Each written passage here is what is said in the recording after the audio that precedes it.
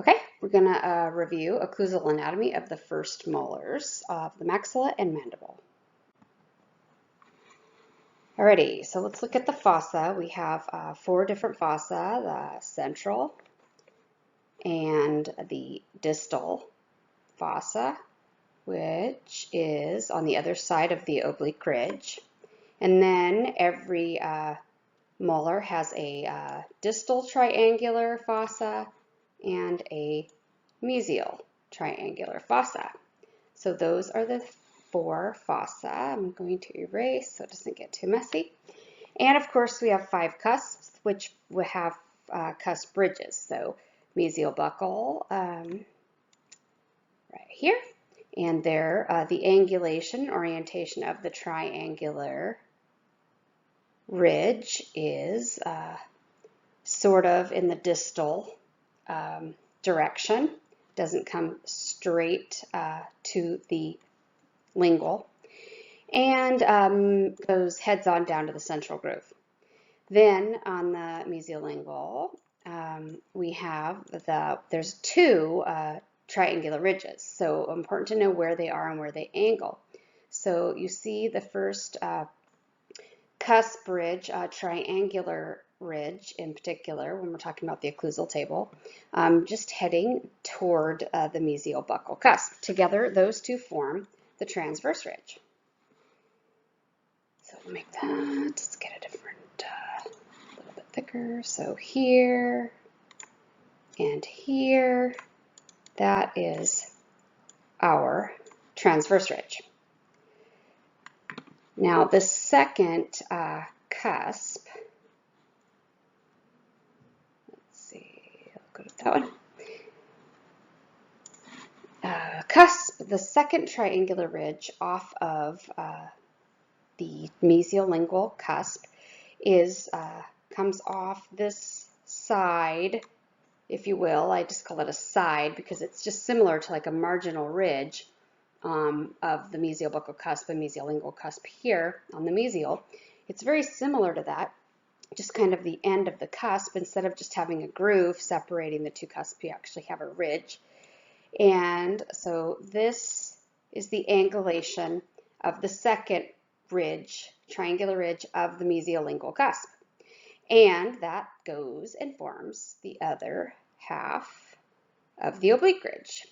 So here's the distal buccal cusp, which is the other part of the oblique ridge. So let's just do this so it's obvious. There's our part of the half of the oblique ridge and the other half of the oblique ridge. And so mesiolingual cusp has 2 different cusp ridges. Important to know they don't meet in the middle. They're 2 very separate, up on that cusp tip, they rotate down and become the oblique ridge, and also combines with the mesiobuccal cusp to form the transverse ridge. Another important thing to remember is that the mesiolingual cusp has the cusp of Carabelli. So those are very important ridges to remember. Also, the distal buccal cusp the distal lingual cusp has a cusp ridge. It's not on the occlusal table, but don't forget there is a cusp ridge, triangular ridge. Sorry, I keep changing that. Triangular ridge, we call it when it goes to the occlusal table. On that distal lingual, little tiny cusp there. So important to know all of these triangular ridges and which angle they orient, and that the mesiolingual cusp forms both half of the transverse ridge with the mesiobuccal cusp and the oblique ridge with the distal lingual cusp. Okay, so how do all these ridges, how do they pop up, or how are they emphasized? Well, they're emphasized by fossae and grooves. So remember that the developmental grooves are what divide cusps, because that's what originally divided our cusp, our lobes when they were first developed. So we have the buccal groove separating the mesial buccal cusp and the distal buccal cusp. That's a developmental groove. Those are deeper and more prominent grooves.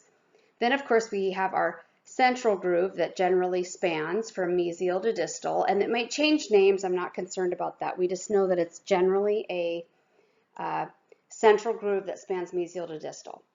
Also important to know that this, over the oblique ridge, this groove isn't as prominent and actually goes up and over the hill.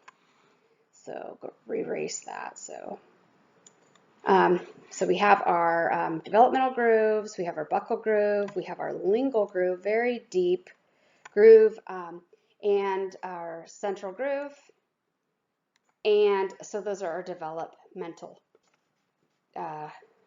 grooves, deepest, most prominent.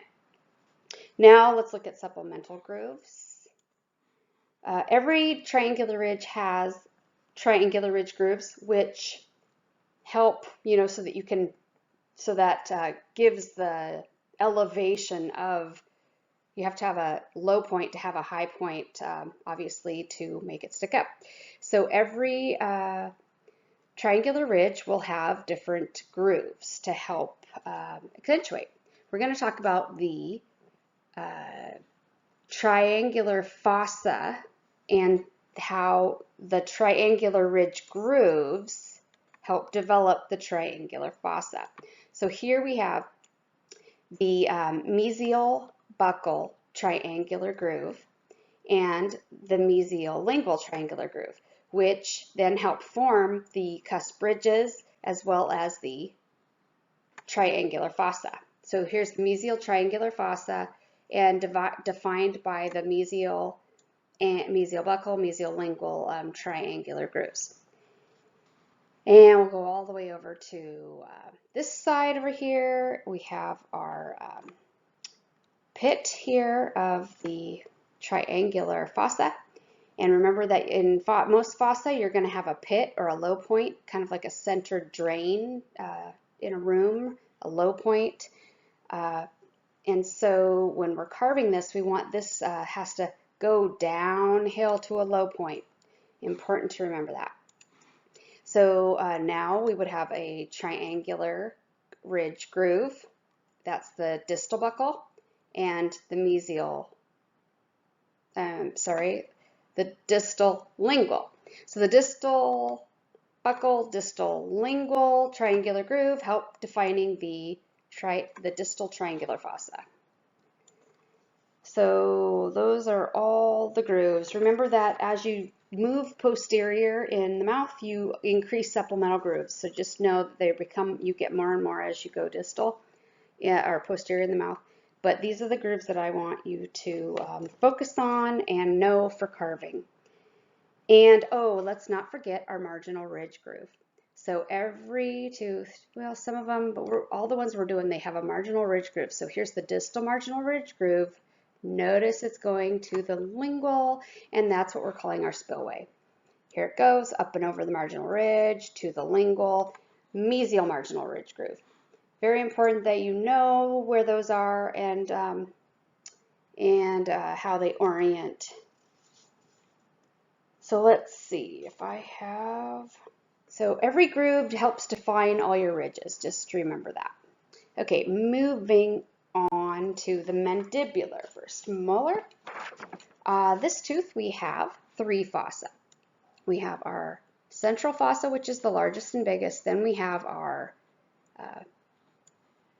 distal triangular fossa and our mesial triangular fossa. So bad triangle, but there we go. Those are our 3 fossa, 3 pits in the center or the bottom of those. Then we have our 5 cusps with our 5 cusp bridge. So mesial buccal, distal buccal, and then the distal cusp. The distal cusp is the little one, but it is on the buccal. We have a little arrow or a line pointing to it. That's what makes this tooth change or a lot different from the mandibular second molar, is just this extra cusp here. The distal cusp of the mandibular first molar. Then we have the distal lingual cusp and the mesial lingual cusp. So those are those 5 cusp ridges. Now, it's important to notice how the orientation of each of these cusp ridges. If you notice that this distal buccal cusp doesn't aim directly at the cusp that it's forming a transverse ridge, it aims actually almost like an oblique ridge if you think about it, with the mesial lingual. That is the orientation that they're aiming toward.